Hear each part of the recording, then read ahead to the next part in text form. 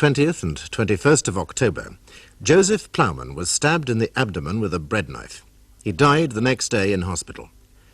The incident occurred in the staff kitchen of Valley House Hostel in Fulchester, a rehabilitation centre for ex-alcoholics. Plowman was one of the residents. Nancy Church, the assistant warden at the hostel, is charged with murdering Plowman.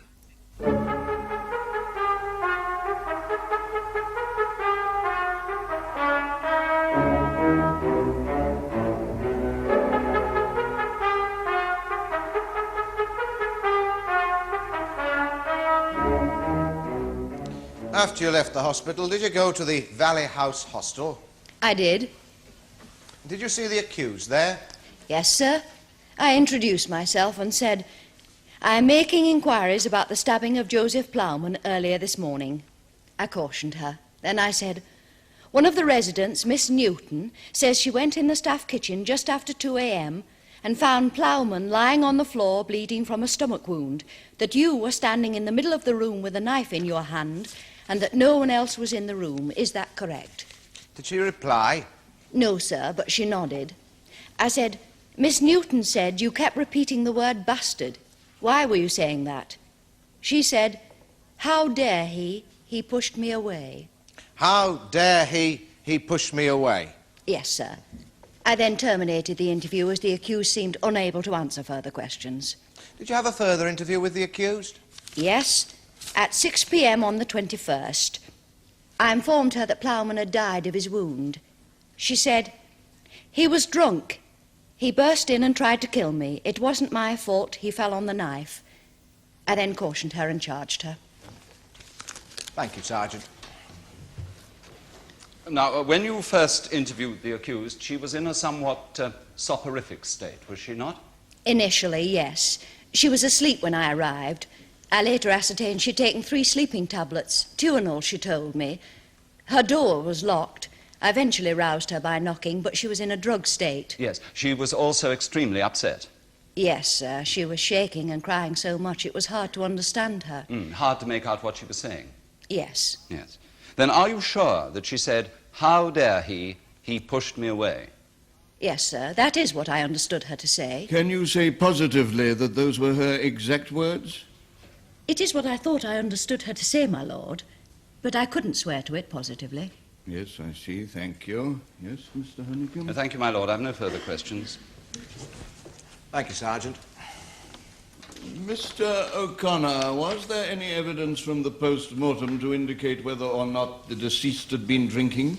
No, my lord, there was not. I have the Home Office pathologist report here. Ah, yes, you've referred to it already. Which is the relevant section? It's on page 2, my lord, the first paragraph. The renal artery had been torn, causing considerable loss of blood. The deceased received transfusions of 6 pints of blood during surgery. For this reason, it was impossible to ascertain the alcohol content in the blood. Yes, thank you. I call Mrs. Celia Plowman. Mrs. Plowman, you were with your husband on the evening of October the 20th, before he was stabbed. Yes. He'd spent the weekend at home in Hampstead. He'd been coming home from the hostel for weekends for, the last 2 months. What frame of mind was your husband in that evening? He was very happy, cheerful. We'd had a nice weekend together, and of course he was looking forward to coming home permanently. When was that to be, Mrs. Plowman? The next day, the Monday, they were giving a little farewell supper for him at Valley House, and I was to come down to Fulchester for it, and we were going home together. You have children, Mrs. Plowman? Yes, 2, a girl and a boy, 13 and 10. And what was their attitude to their father coming home to live? Oh, they were very happy about it. Mrs. Plowman, had your husband drunk any alcohol on that day? Well, of course not. He hadn't touched alcohol for 14 months. That was why he was ready to leave the hostel and come home to live. So how long had your husband been resident at Valley House Hostel? Since August 1973. Dr. Bardon, the consultant psychiatrist at Breakington Hospital here in Fulchester, referred Joe to the hostel. Joe had been a patient in the alcoholic unit at the hospital for 3 months. Mrs. Plowman, how long had your husband had a serious drinking problem? About 5 to 6 years, I think. Yes, Joe didn't start drinking heavily till 1967. That was when he moved to London from Birmingham. Did he ever attempt to give up drinking? Yes, 3 times. Did he ever have any medical help? No. Joe wouldn't go to see a doctor because he was afraid he would be told he was an alcoholic. It wasn't until he could finally face that he could really start to get well, I mean. And when was that? April 1973. Joe lost his job in the February, and so he finally went to a doctor.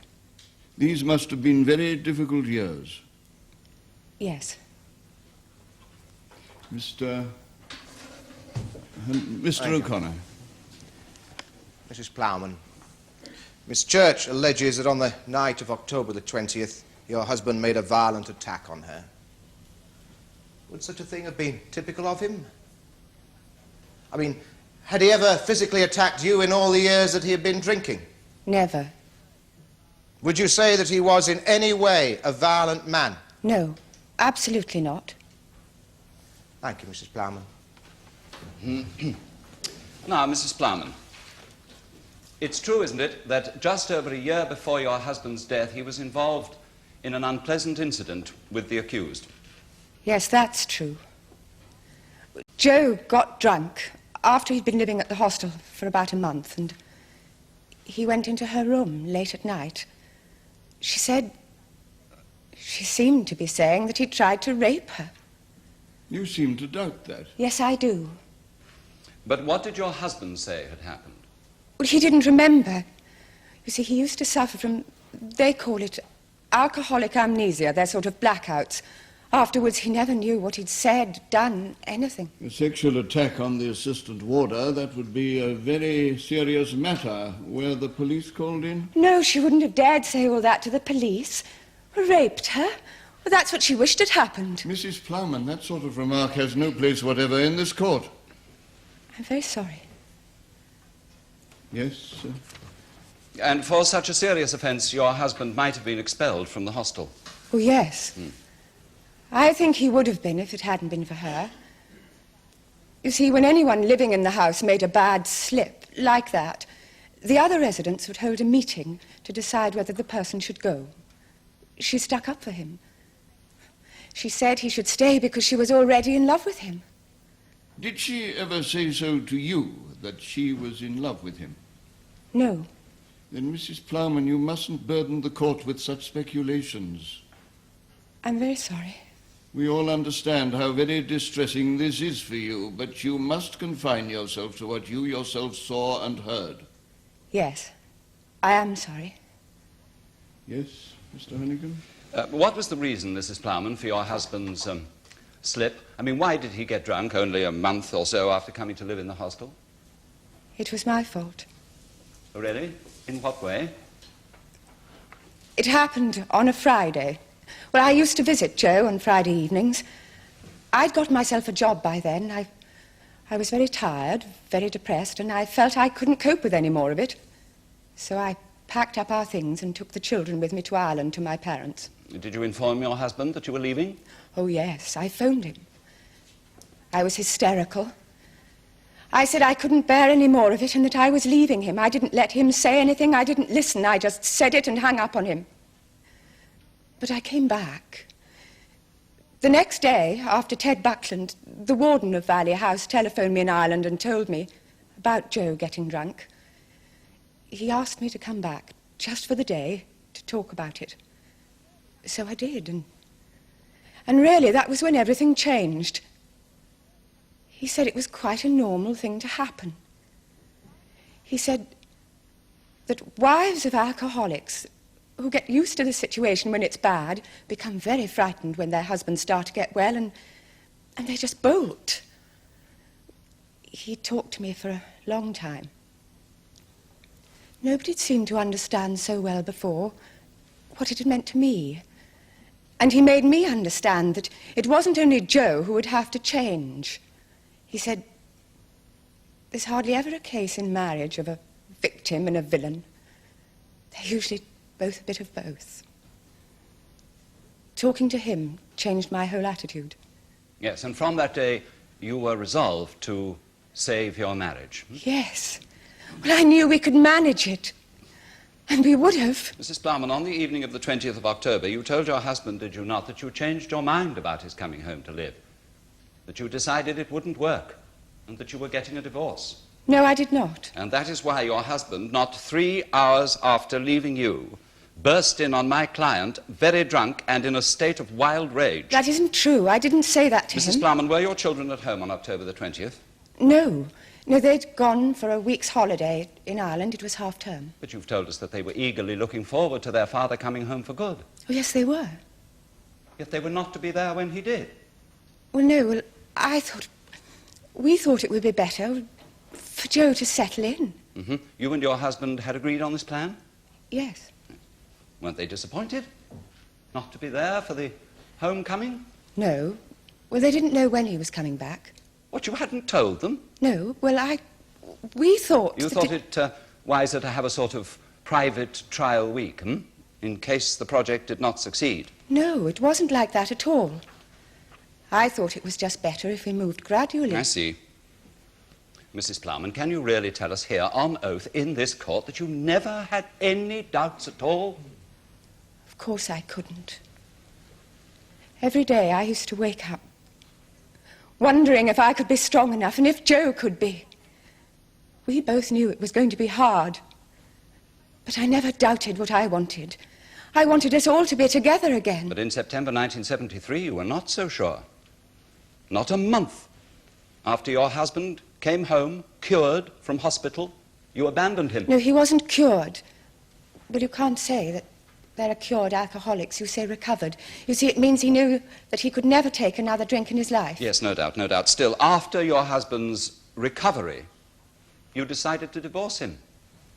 I didn't decide to divorce Joe. I got into a state and bolted, as I've said already. What, with no plans at all for divorce? I wasn't thinking ahead. No, Mrs. Plowman?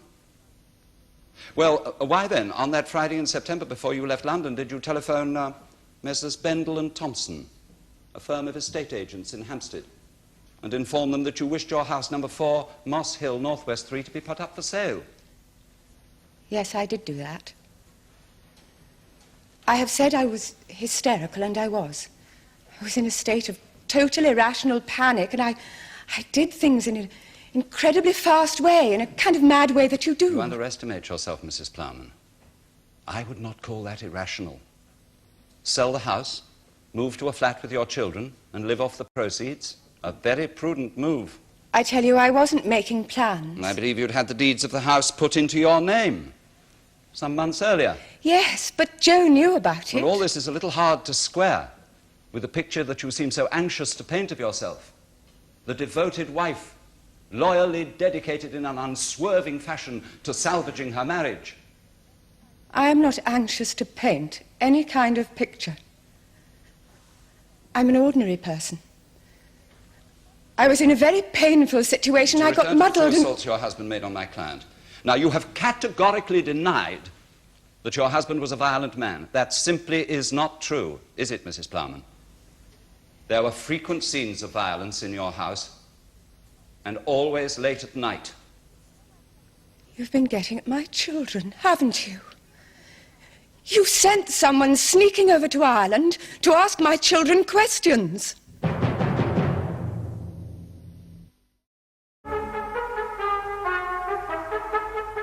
The CID man promised me that my children would not have to be involved. I've told them that their father is dead. But I said it was an accident. Surely they've got enough to... Please, let me assure you, your children have not been approached, nor have they been questioned.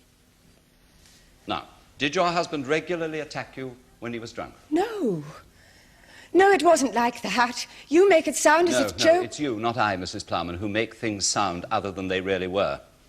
You have testified falsely in this court that your husband was not a violent man and that he never attacked you physically. He wasn't violent. He was drunk on both the nights that he made assaults on Nancy Church. And now you tell us that he used also to attack you late at night when he'd been drinking. I didn't say that. And you assumed that we had got this information from your children. Wait! Wait. I knew the children must have heard things. I knew they must have been frightened. But one of the worst things about our lives then was that we none of us talked about it. We none of us admitted what was really happening, not even Joe. It was like having a terrible secret that we all knew, but we didn't want to find out if the others knew. Yes, and part of that secret was that your children knew that their father used to attack you late at night. He didn't. Well, I don't follow you, Mrs. Plowman. It started happening towards the end of 1973. Joe was getting worse all the time. He'd stopped going out drinking every night, and he used to sit at home downstairs in the kitchen, drinking his way through a whole bottle. It was gin he always drank, not whiskey. Well, then, very late, about 2, 3 in the morning, he'd come upstairs, burst into our room and wake me up. He wanted to talk, and I didn't. I used to hate it. I couldn't even bear to look at him when he was like that, but he'd force me to listen, but he just wouldn't stop. He'd shout at me, telling me I was evil, that I hated him. He was ranting like a child in a tantrum. And he was so drunk, he could hardly stand up. He kept falling down. And he'd cry. He'd always cry. It used to go on for hours. Finally, usually he fell asleep on the floor.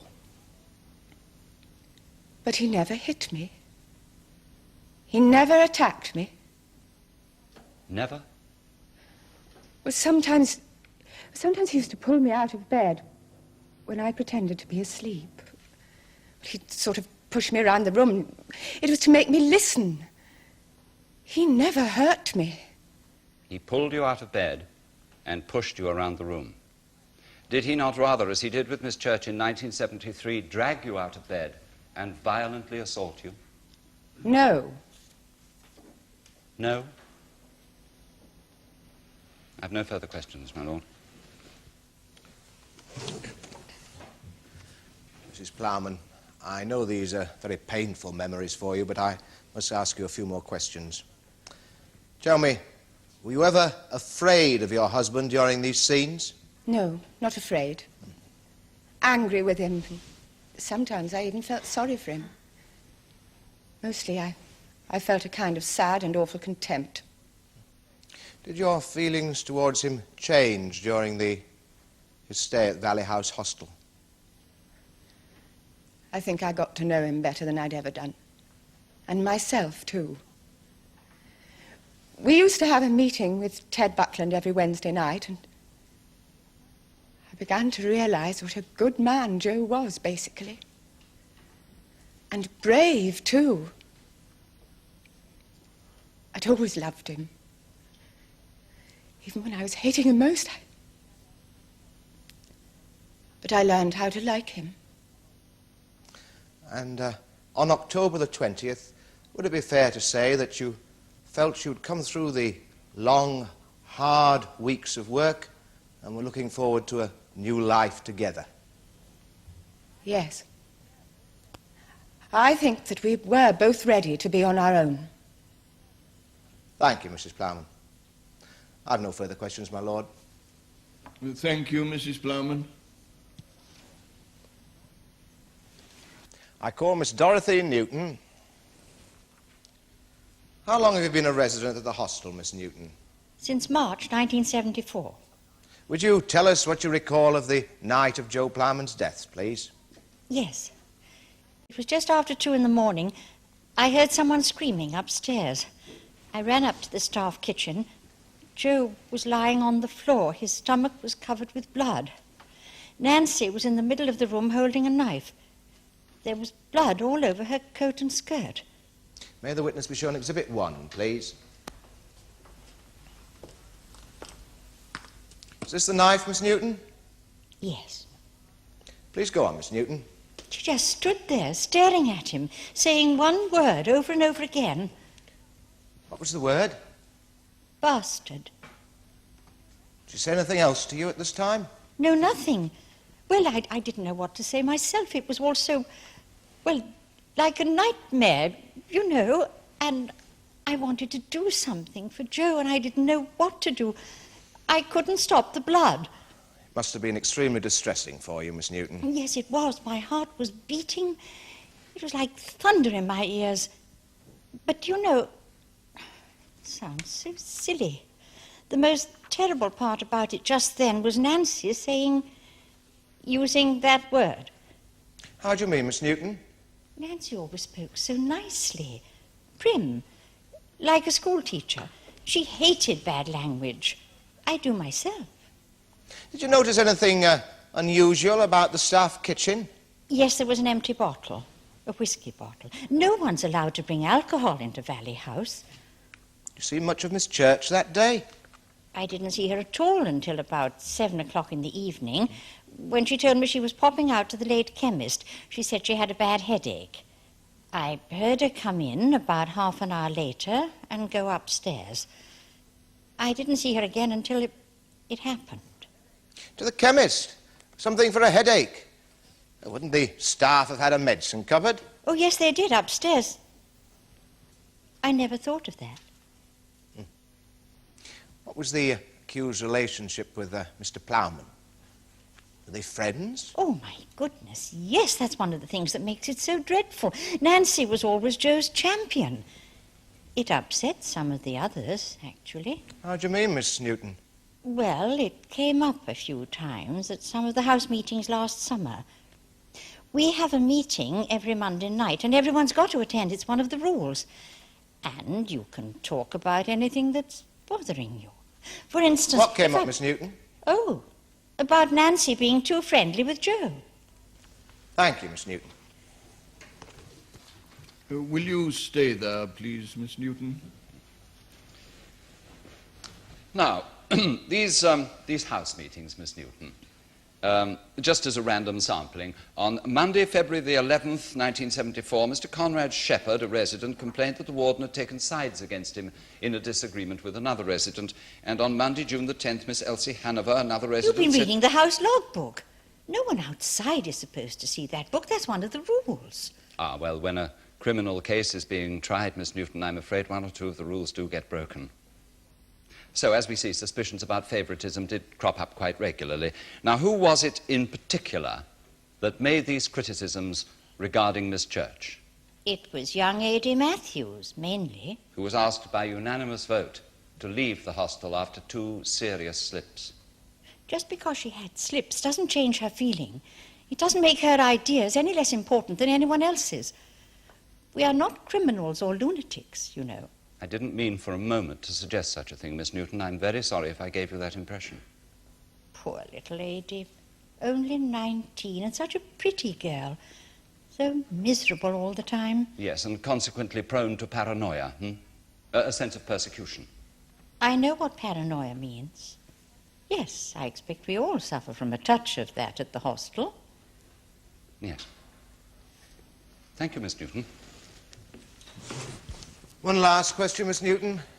Did you like Nancy Church? I had a great respect for her. She was very good at her work. She was ideal for the job. Always very calm, never got worked up about anything. Thank you, Miss Newton. I've no further questions, my lord.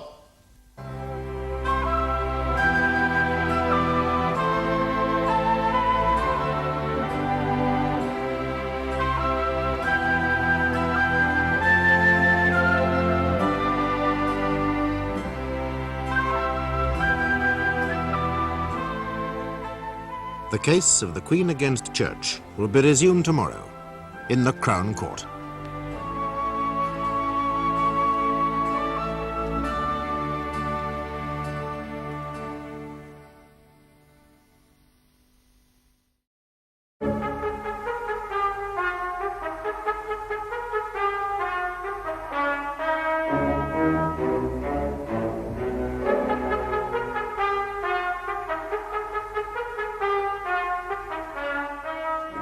In the Crown Court today, Nancy Church, assistant warden of a hostel for ex-alcoholics, is being tried for the murder of Joseph Plowman, a resident of the hostel.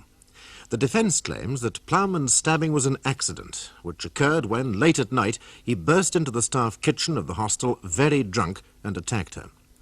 The wife of the deceased has testified that her husband was sober on that evening and in a happy frame of mind, looking forward to his discharge from the hostel the following day.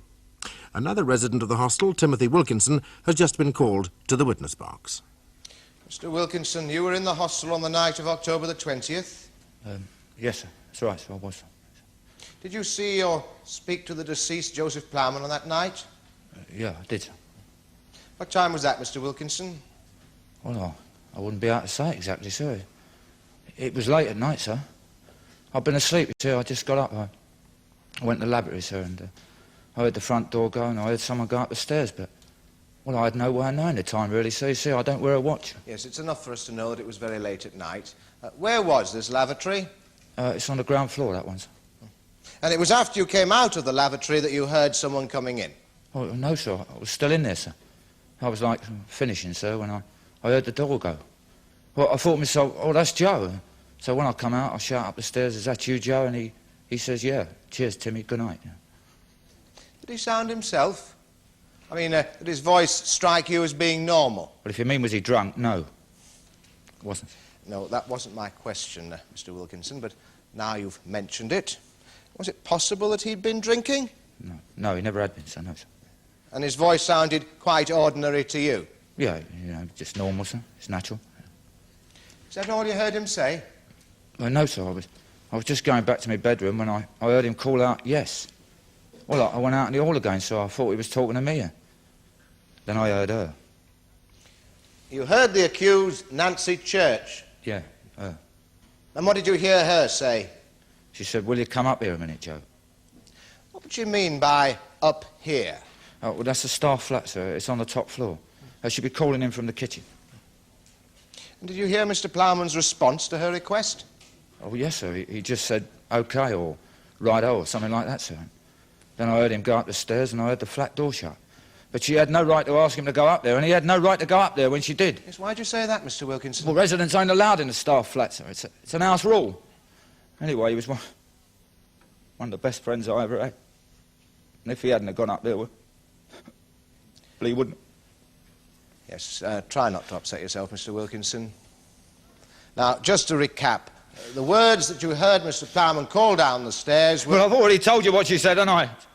Bloody lawyers. I know you think I'm a liar. Well, I don't. I've already told you.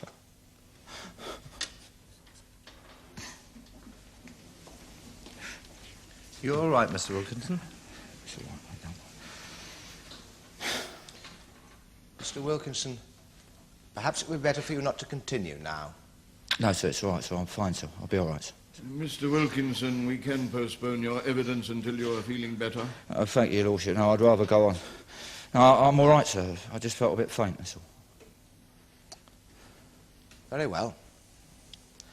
Now, Mr. Wilkinson, you have told us that late on the night of October the 20th, you heard the accused, Nancy Church, call down the stairs to Joseph Plowman and ask him to come up to the staff flat. Yeah, I did, sir. I told Ted about it the next day. Edward Buckland, the warden of the hostel. Yes, sir. And you've told us that it was a rule of Valley House that no residents were ever allowed up into the staff flat. Yeah, that is correct, sir, yes. Thank you, Mr. Wilkinson. Mr. Wilkinson, you claim that you were able to hear the exact words used by Miss Church. Yeah? Yes, you were in the hall of the ground floor of the hostel. Yeah? And Miss Church was on the top floor, 2 flights away. Yeah, but I've already told you, sir. She spoke loud. But it's strange, isn't it, Mr. Wilkinson, that you can recall the exact words used by Miss Church and only a vague approximation of Mr. Plowman's reply. You said, OK, or righto, or something like that. Yes, but I was more struck by what she said. Or by what you would have preferred her to say. You don't like Miss Church, do you? No, I don't. No. Now, you say that you reported this alleged remark of my client's to Mr. Buckland the next day. Yeah, I did. At what time? Well, it was about tea time, so I know it was after we heard Joe was dead. Exactly. And after you had heard that a nearly empty bottle of whiskey had been found in the staff kitchen. And after you had heard that my client had injured Joseph Plowman in self-defense. It was only then that you recalled what you say you heard. Oh, yes, sir, but you see, I was a bit too upset about Joe to think about it before, so it sort of went out of my mind. And very conveniently came back into your minds once you'd heard the facts. How long have you been an alcoholic, Mr. Wilkinson? I'm not an alcoholic, it's a bloody lie. Mr. Wilkinson, you must not make such an accusation against counsel, and you must not use bad language. Well, I beg your pardon, Your Lordship, but it ain't true what he said. I'm recovered. Mr. Wilkinson, I hope you won't object to telling us how long you've been a resident in the Valley House Hostel for ex-alcoholics. It's about 3 years. 3 years, really? That's a long time. I understand that the usual length of stay for rehabilitation is 6 months to a year. Well, I did go out, sir, after the first year, but, well, I couldn't get a good job, sir. Old Ted said I could come back here and look after the boilers, you know, be a handyman, like, sir. Yes, you couldn't get a good job. I see. And perhaps you found it difficult to remain abstinent away from the shelter of the hostel. No, sir, I never had no slip-ups at the hostel, sir, not until... Until? Mr. Wilkinson, I'm sure you're aware that the credibility of any witness's testimony would be seriously undermined if that witness were found to be under the influence of, say, drugs or drink. No, sir, I never, sir. Oh, maybe I did feel like it, sir. I mean, I was a bit nervous about coming here, but I never, sir. Mr. Wilkinson, I'd like you to tell me, are you under the influence of alcohol now, in this court? No, I'll take my solemn oath, Your Lordship. You have taken your solemn oath already, Mr. Wilkinson. Just answer the question. No, sir, I'm not, sir. It ain't true, sir. Well, it was last night. No, I mean, it was in my mind last night, sir, you know, knowing I was going to be a witness and everything, but I didn't, sir. No, sir. I see. Thank you, Mr. Wilkinson. No further questions, my lord. Mr. Wilkinson, the only thing that concerns us here today is the very important evidence which you've related to us. The question of... I'd like to say something, sir. Well, excuse me, sir, but I'd just like to say I haven't touched the drop, sir. Not in 2 years I haven't, sir. When I went into breaking in hospital, sir, it's because I was having these, like, fits. They call them alcoholic convulsions. Sometimes now, sir, if I get in a bit of a state or I get a bit tired or something, well, I'll go funny like I did here, but... well, I just wanted you to know about that. Thank you for being so frank, Mr. Wilkinson. I've no further questions, my lord. I call Edward Buckland, and you are warden of the Valley House Hostel for the rehabilitation of ex-alcoholics. I am. You were not at the hostel on the night of October the 20th? No, I was at home, but as soon as I heard the news, I went straight to see Joe in the hospital. Did you go to Valley House that night? Oh, yes. I knew that all the other residents would be very upset. I spent the rest of the night there, and, of course, I wanted to talk to Nancy. Were you able to do this? No, she was asleep. The police had already woken her up once. I decided not to disturb her again. Was any other member of the staff on duty that night? No, there were only 7 residents at that time instead of the usual 15. Nancy and I took alternate weekends. And this was your weekend off duty?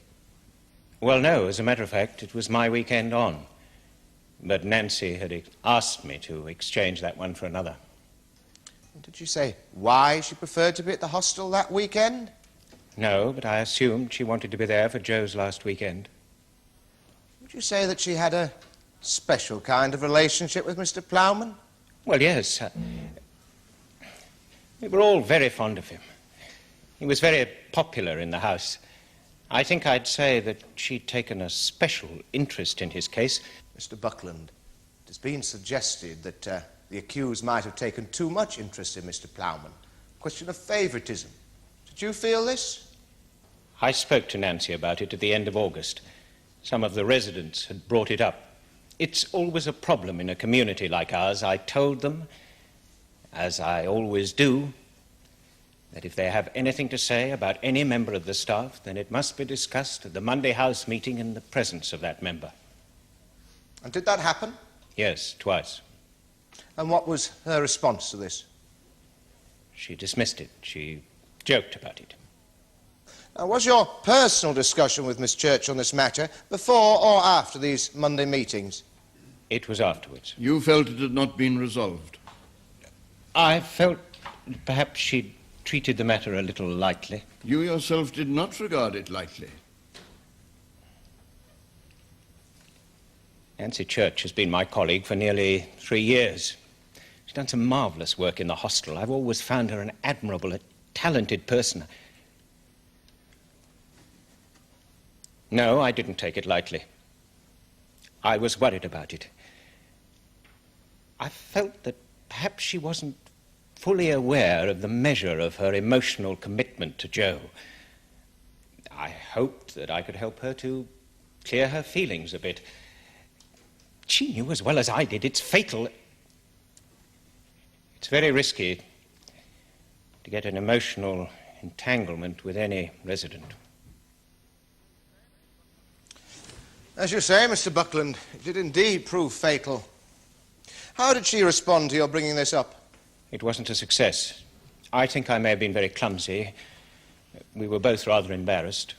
Mr. Buckland, your evidence is a little vague. Are you suggesting that the accused was in love with Joseph Plowman? I don't know. I just don't know. Mr. Buckland, will you tell us a little about Joe Plowman's progress during his stay at the hostel? Well, yes. For the first weeks, he really wasn't able to relate very much to the group. He was very silent and withdrawn. Nancy was one of the only people he was able to get on with. Then he had a bad slip and got drunk. Yes, we'll return to that in a moment, Mr. Buckland. But did his behaviour improve after this incident? Oh, yes, very much so. He made excellent progress. Of course, it's not possible to be really certain about a prognosis concerning an alcoholic, but it seemed to me that Joe would qualify as fully recovered. Were you surprised, therefore, to hear that Nancy Church claimed that he'd made a drunken attack on her on October the 20th?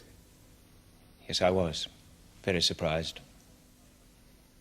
Now, this other occasion when Miss Church claimed he tried to rape her, it was in September 1973. Yes. Were you in the hostel on that evening?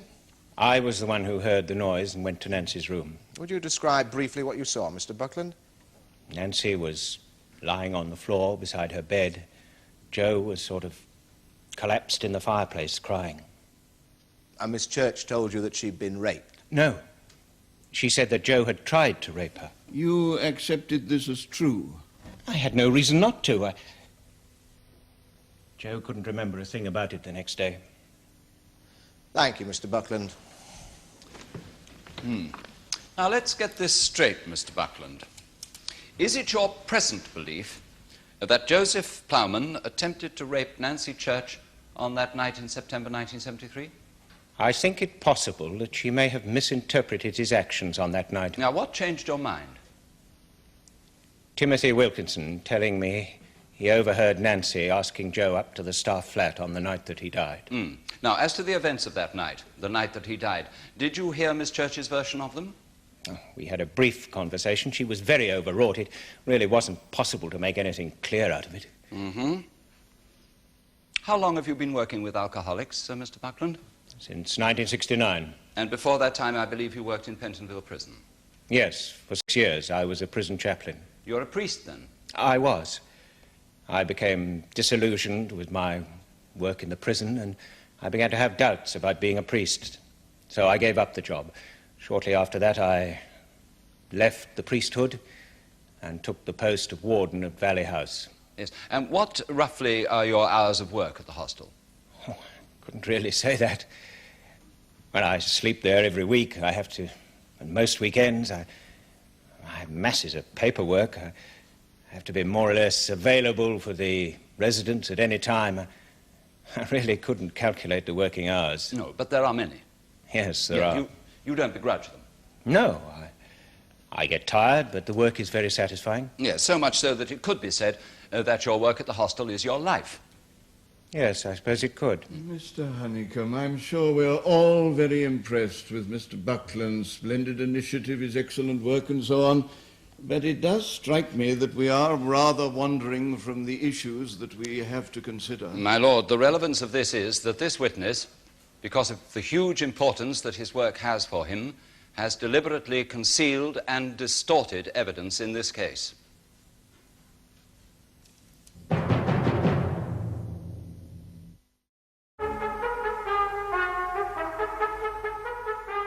You have deliberately withheld and also slanted the evidence that you've presented to this court, have you not?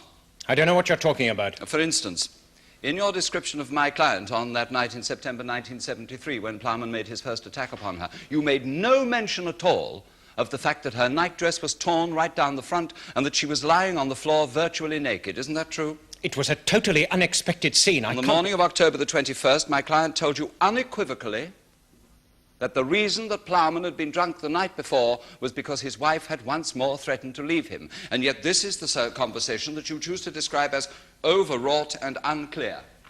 Yes. One more example. You did inform us that Timothy Wilkinson told you that he'd heard my client invite Plowman up to the staff flat on the night of the accident. Yes, I did. Yes. You did not, however, inform us that when you spoke to Miss Church about this the next morning, she told you that it was not true, that he had been lying. Did she say that? Yes, but Mr. Buckland, I understand that there is a certain alcoholic type, usually of reduced intelligence and inadequate personality, who finds it very difficult to sustain recovery from alcoholism outside of some kind of sheltering situation. Now, would you say that this applies to Timothy Wilkinson? In some ways, yes. Yes, and you prefer to take the word of a man like that? And a man who's declared his antipathy to my client. It wasn't like that at all. Tim Wilkinson... I'll tell you what it was like, Mr. Buckland. It was like the kind of propaganda machine we used to encounter during the war. A hero image has been built up and must be maintained. I honestly don't follow you. Well, let us move on a little. Perhaps I shall be able to take you with me, Mr. Buckland. I believe your first book, The Way Back, is to be published in June of this year. Yes. And the book is subtitled A Study of the Place of the Therapeutic Community in the Rehabilitation of Alcoholics. Is that right? Yes. Now, I understand that the central section of your book is devoted to a case history of a man whom you call Philip Jacobs. This is the story, in fact, of Joseph Plowman, is it not? Philip Jacobs, the character of Philip Jacobs, is an amalgam of several residents who have passed through the hostel. Yes, I quote from your book. Philip Jacobs, 39 years old, married, with 2 children, severely depressed and withdrawn. He had difficulty in making any real contact with others in the house with the exception of one staff worker, a woman, with whom he became friends.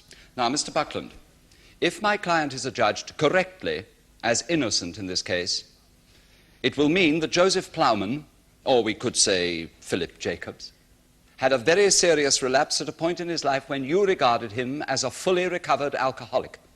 It will mean that he did get drunk, did viciously attack the assistant warden of his hostel, and like a dangerous and uncontrollable animal, died because of it. As was the case, Mr. Buckland. You say so. I do indeed. And you do not say so, because that outcome of the case would seriously jeopardize the publication of your book. That is ridiculous. Oh, come now, Mr. Buckland, it would certainly need massive rewriting, would it not? Especially with regard to the character of Philip Jacobs. The publication would have to be postponed, surely.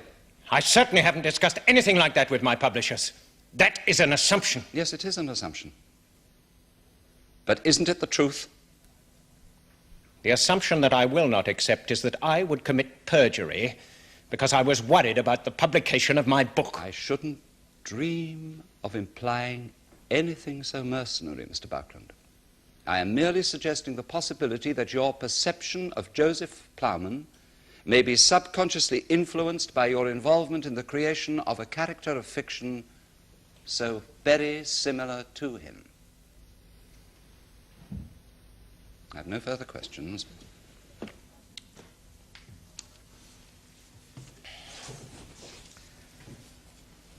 Mr. Buckland, my learned friend has presented us with a theory that mysterious psychological forces have compelled you to distort or even to withhold certain items of evidence. Let us, in a realistic and practical manner, examine these items. First, the accusation that you deliberately refrained from mentioning the accused state of undress on that night in September 1973. We are told that she lay on the floor virtually naked. Is this true? I honestly can't remember. My feelings were one of concern, anxiety, Mr. Plowman, you said, was sort of collapsed in the fireplace, crying. Did you notice if his clothing was disarranged? Was he exposed in any way? No, he was not. He passed out shortly afterwards. I put him to bed, undressed him myself. So one way or another, the impression of rape did not instantly present itself to you on entering the room? No, it didn't. No. Now, you have also been accused of failing to include in your testimony, one, that the accused told you on the night of October the 21st that Plowman was drunk on the night before and had attacked her because his wife had threatened once again to divorce him. And two, she also told you Wilkinson had lied. Well, you did have a conversation with the accused? Yes, a short one, but it was very incoherent. She came downstairs at about 8 o'clock. She was going to stay with Dr. Bardon and his wife. Thought her taxi had arrived. In fact, it came about 5 minutes later. And what was the gist of this 1 5-minute conversation that you had with her? I asked her what had happened. She said that Joe was drunk, had attacked her, and she was terrified. She kept repeating that it was an accident, and then... Yes, Mr. Buckland? Well, as I've said, she was very overwrought. She said, "It's that bloody woman again." I was taken aback. So unlike Nancy to swear, I asked her what she meant by it. She said, "That bitch told him she was going to divorce him again. That's why he got drunk. She did it again." Were you able to question her further about this? No. A taxi arrived. She ran out of the house. At what point, then, did she refute the information that Tim Wilkinson gave you? That was later in the evening. Tim didn't tell me that Nancy had asked Joe up to the staff flat until after I came back from the hospital, after Joe had died. I phoned the Bardon straight away, but Nancy refused to talk to me. It was Mrs. Bardon on the telephone. I told her what Tim had said and asked her to try and persuade Nancy to come to the phone. But it was Mrs. Bardon who came back to the phone. She said, Nancy said, it wasn't true. Tim had invented it. She wouldn't discuss it with you at all? No. Thank you, Mr. Buckland. Does your lordship have any questions? No, thank you, Mr. Buckland. That concludes the case of the prosecution, my lord.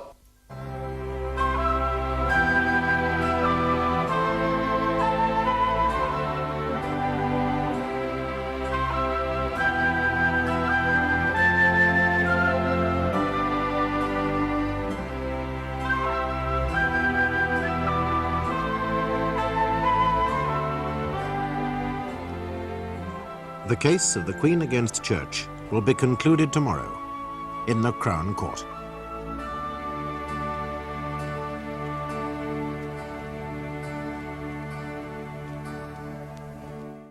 Miss Nancy Church.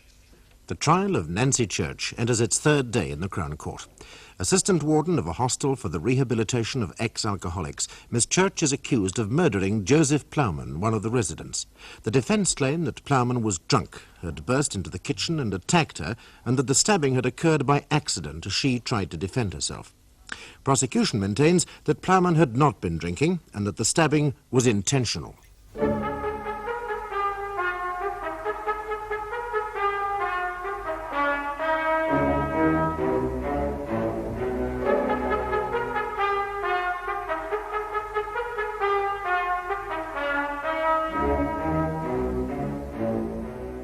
Miss Church, on the night of October the 20th, at approximately 1:20 a.m., were you in the kitchen of the staff flat at the Ballet House Hostel?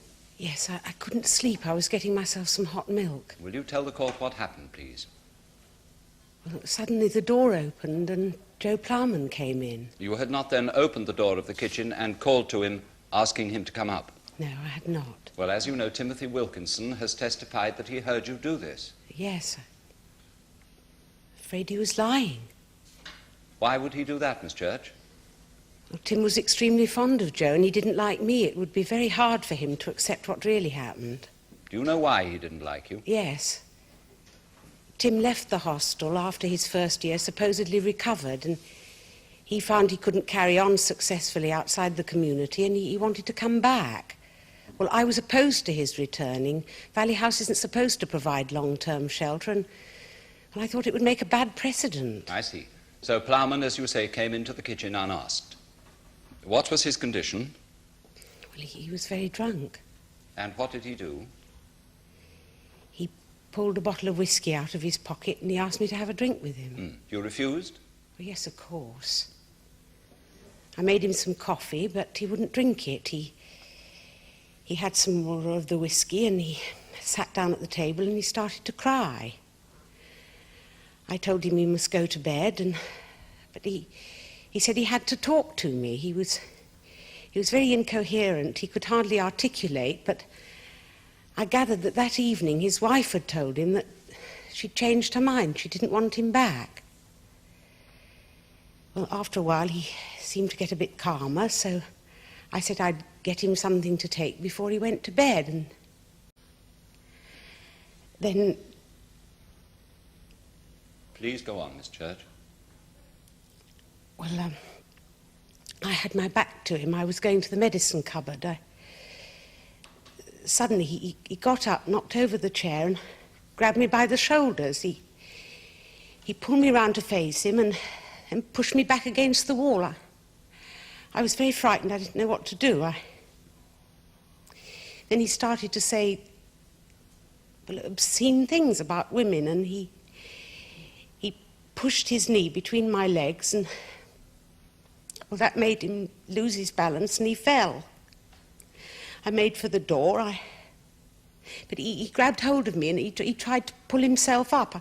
I was holding on to the sink, trying to pull myself away, and I saw the bread knife on the draining board, and I just grabbed it. Well, I managed to turn round to push him away, and I showed him the knife, and I said, keep back, don't touch me. And then, just for a second, he just stared. His face was unrecognizable. He lunged at me so fast that the bread knife went straight into his stomach. Can you tell us what happened after that, Miss Church? No, I can't. I've tried, but I've no recollection of anything that happened until I woke up the next morning. And when you did wake up? I just felt ill, and I started to cry, and I didn't know why I was crying, and then I remembered. Every time I closed my eyes, all I could see was Joe's face. Well, it was about 7 in the morning, but I telephoned Dan Bardon. I had to get away. I had to leave the house. I couldn't take it in. It had really happened. Yes, of course. That's very understandable. Yes, but it had happened. It had. Nothing can change that. Well, try not to distress yourself too much, Miss Church. Now, it has been mentioned several times that it was thought by some people that you had a somehow special relationship with Joseph Plowman. But Edward Buckland has told us that he was afraid that you had failed fully to confront your feelings about Plowman. Can you... Yes, that's true. Ted was right. I beg your pardon? It's true. I couldn't confront my real feelings about Joe. I couldn't admit it to myself. Admit what, Miss Church? How much I disliked him. You disliked Plowman, Miss Church? Well, not in the beginning.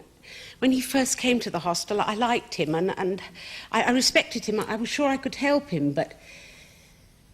Well, after he had his first slip, and he came into my bedroom and tried... Tried to rape you? Yes. That was in September 1973? Yes, well, after that I began to feel a very strong Well, physical revulsion for him. Well, wasn't that a most natural reaction from any woman in that situation? Well, yes, but what was unnatural was that I couldn't admit my feelings, not even to myself. It was a question of pride. I can see that now. Pride, Miss Church? Yes, pride in my work. Joe had had a relapse. Now, the trained technician in me knows that alcoholism is a relapsing disorder.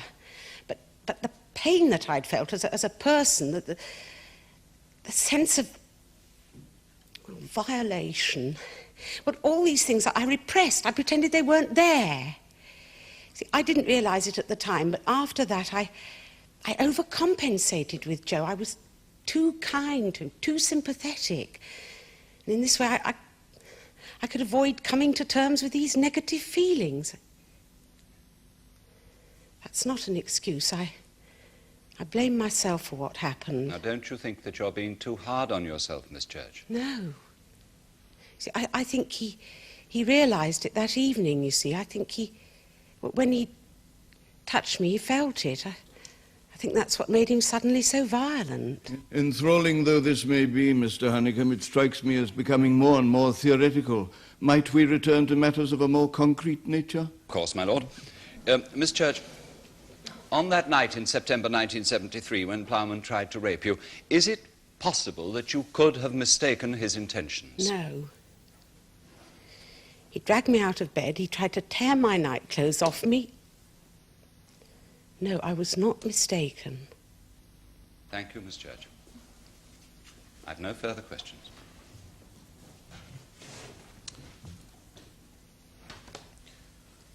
Miss Church, you deny that you asked Joseph Plowman to come up to your staff flat on the night of October the 20th? Yes, I do. Although Timothy Wilkinson has stated on oath in this court that is what he heard you do. Now, my learned friend has used the words reduced intelligence and inadequate personality in referring to Mr. Wilkinson. Do you think that is accurate? Yes, I think that's true. And yet you would have us believe that this man had the wit to invent a piece of evidence that would exonerate his friend and incriminate you. All I can tell you is that he was lying. I did not ask Joe to come up to the flat. Well, of course, it would greatly undermine your story if you were to admit that you had. Now, to pass on to your interesting exercise in self-accusation, these negative feelings of yours. Now, you say you blame yourself. But on the morning after you'd stabbed Joseph Plowman, as if his wife Celia, whom you so vituperately accused to Edward Buckland, that bloody woman, you called her the bitch. I'm sorry I spoke like that. I was still in a state of shock. As you were the night before. Now, Miss Dorothy Newton has told us that you stood holding the knife while your victim lay bleeding on the floor. My lord, I object most strongly to the use of the word victim. Yes, well, I'll rephrase the question. While Joseph Plowman lay bleeding on the floor, you stood there repeating the word bastard over and over again. I didn't know what I was doing or saying. I've already told you that I don't remember anything after. After you stabbed him? After the accident. Now, Mrs. Plowman has told us that she and her husband spent a happy evening together the night he was stabbed. They were looking forward to his coming home for good the next day. Of course, she would say that. She wouldn't want to admit being responsible. So no one is to be responsible for this tragic death except Joseph Plowman himself.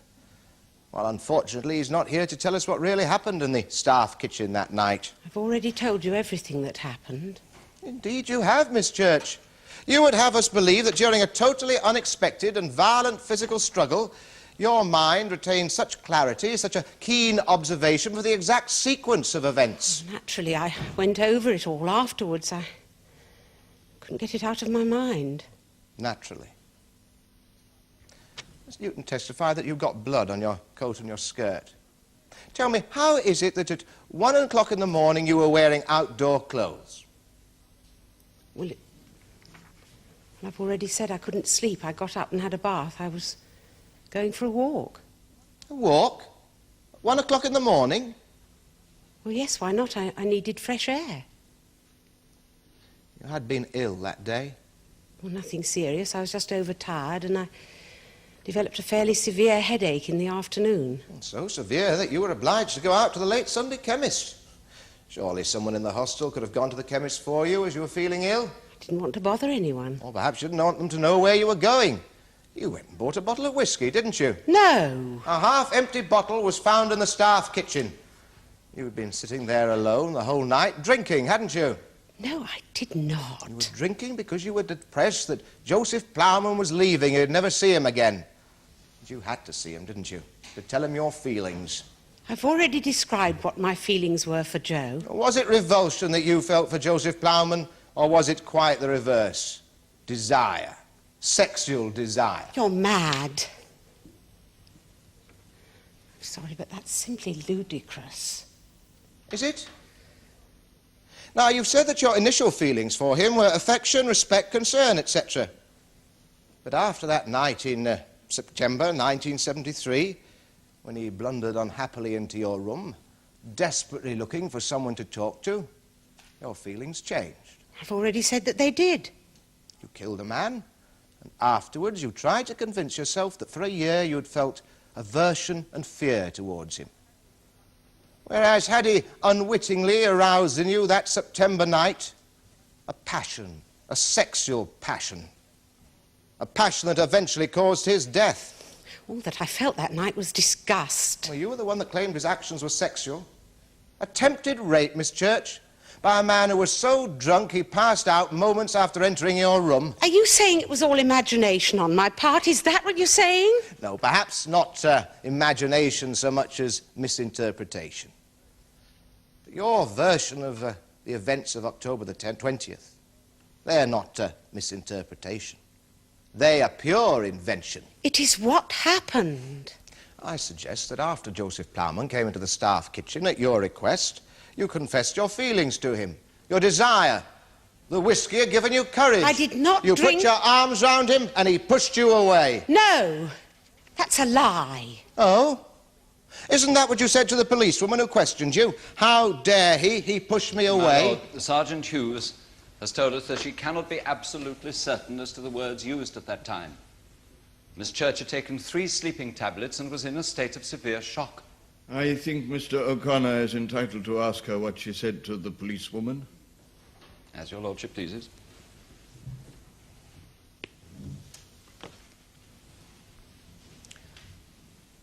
Well, Miss Church, what in his excruciating embarrassment did he do? Did he make a joke?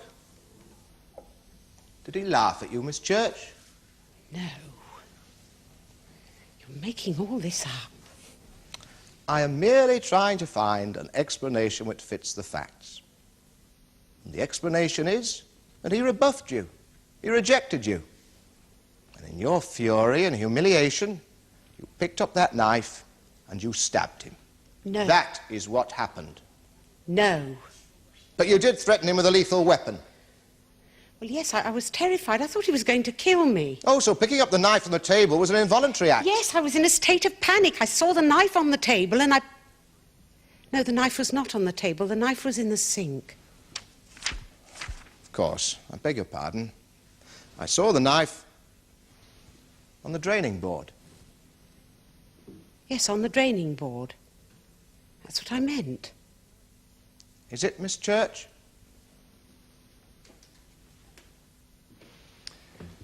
Well, I think I need not waste time on prosecuting counsel's little stratagems, Miss Church, nor need I trouble you in relation to his somewhat lurid reconstruction of events.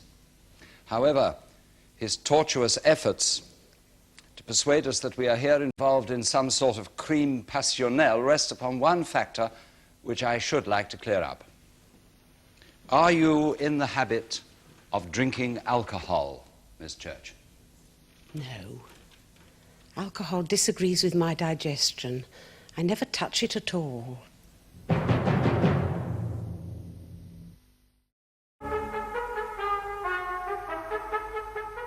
Dr. Bardon, you are consultant psychiatrist to the alcoholic unit at Breakington Hospital. Yes.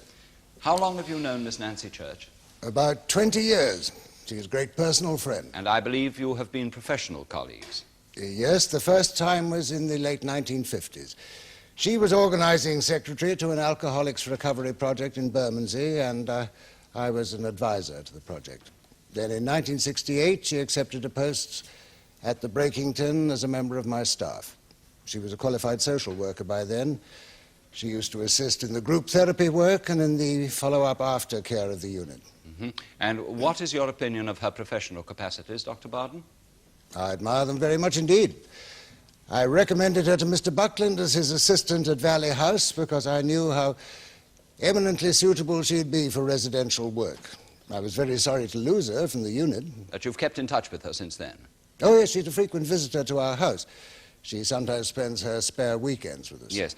Dr. Bardon, from what you know of her personally, would it be in character for her to have stabbed Joseph Plowman deliberately? No, I would find that impossible to believe. She's not in any way an aggressive personality. It was a most unfortunate accident and totally unnecessary. Unnecessary? Well, Plowman should not have been kept on at the hostel. Had I not been out of the country, I'd certainly have recommended his removal after that first incident. What, because of the possibility of his doing it again? It was a risk that should not have been taken. I understand Nancy was very stubborn about his staying on, which was generous but misguided of her. Mr. Buckland should not have allowed it. Unfortunately, I hadn't heard about his first attack on Nancy until after this second appalling accident. Would you say that Mr. Buckland's professional judgment was at fault? I think he was somewhat over-optimistic, yes. It's a pitfall we all have to avoid. There are a lot of disappointments in our work, and one tends perhaps to over-invest emotionally in the successes. So much so in Mr. Buckland's case that he seems to find it difficult to believe that Plowman was drunk on the night of the incident. Yes, I know that. I'm afraid it's made it impossible for us to discuss the matter at all. Yes, Mr. Honeycomb? Now, Dr. Bardon, how did you meet Miss Church? She came to me as a patient. I had a private psychiatric practice in those days. This was before I began specializing in the treatment and study of alcoholism. She'd had a breakdown from overwork. She was only in treatment for a few months. And since then, you would judge her to be an emotionally stable person? Certainly, in my experience of her, eminently so. I think the breakdown was the making of her. It's often the case. Thank you, Dr. Bardon. I have no further questions. Dr. Bardon, you mentioned that you've been out of the country. Yes, for about 14 months. I was lecturing in California. I only got back at the beginning of October. So, in fact, you'd had very little opportunity for observing Plowman as a resident at Valley House Hostel. Yes, he was only there a couple of weeks before I left. Now, you've told us, Dr. Bardon, that you refrained from discussing Plowman's death with Edward Buckland. Yes, our only conversation about it ended in deadlock, I'm sorry to say. Why? His belief in Plowman led him to doubt Miss Church's word, which I do not. Would it be correct to say, then, that your only informant was Miss Church herself? Yes, that's quite right. Had she talked to you about Plowman before his death? No, she hadn't. I'd only been back about a fortnight. Had you seen her during that fortnight? Yes, she spent a weekend with us in the country. Did you have any conversation with her that weekend about her work at the hostel? Oh, yes, she always likes to discuss her work with me. She said nothing about Plowman? No. Not even about his alleged attack on her in September 1973? No. I suspect she knew that I'd be angry with her for insisting that Plowman be kept on at the hostel. Well, for whatever reason, she withheld the information from you. Did she at that time mention the feelings of dislike and revulsion she claims to have felt for Plowman? I told you we didn't talk about him at all. I wasn't aware of any of this until after the accident. It seemed curious to you, Dr. Bardon, that she never sought advice from you, her trusted friend, her one-time therapist. She had not spoken of Plowman to you at all, not until after his death. Perhaps it was because she knew that you, of all people, would have guessed that since the so-called rape attempt, that she had developed a strong sexual passion for him. No, I think that's not possible. Dr. Bardon, in your experience of Nancy Church, have you ever known her under stress commit any sudden violent or destructive action? No, I haven't. That is, yes, once, but that was at the onset of her breakdown over 20 years ago. It can't be considered in any way characteristic. What did she do? She broke up a good deal of equipment in the laboratory. She put her fist through one of the windows and tried to cut her wrists on the broken edges of the glass. Did she? Thank you, Dr. Bardon. Dr. Bardon, as you said, this incident took place a very long time ago when my client was in a state of temporary unbalance. You then treated her, and you say she made a full recovery. Yes, absolutely. Yes. And have you ever, in the subsequent 20 years of close friendship with her, evidenced any violent behavior on her part? No, I'm convinced that period was a unique one. In my opinion, it was an inevitable cathartic episode due to frustration with her work and extreme fatigue. Speaking professionally, I'd not make a prognosis that included a repetition of behavior of that sort. I see. One last question, Dr. Bardon. Miss Church has told us that she does not drink. Can you vouch for this? I've never known her touch alcohol. Thank you, Dr. Bardon. Members of the jury, the crime of murder is committed when one person brings about the death of another either intentionally or at least having intended to cause the victim really serious harm. That Plowman died of a stab wound caused by a knife held by the accused is not disputed. The defense claims that Plowman attacked Nancy Church. She held out a knife to warn him to keep away. He had run onto the knife, and his death was therefore accidental. Unless you are sure that Plowman's death was caused by the deliberate act of the accused, you must acquit her. Will you now retire and consider your verdict? Members of the jury, will your foreman please stand? Just answer this question, yes or no. Have you reached a verdict on which you're all agreed? Yes. Do you find the defendant, Nancy Church, guilty or not guilty on the charge of murder? Not guilty.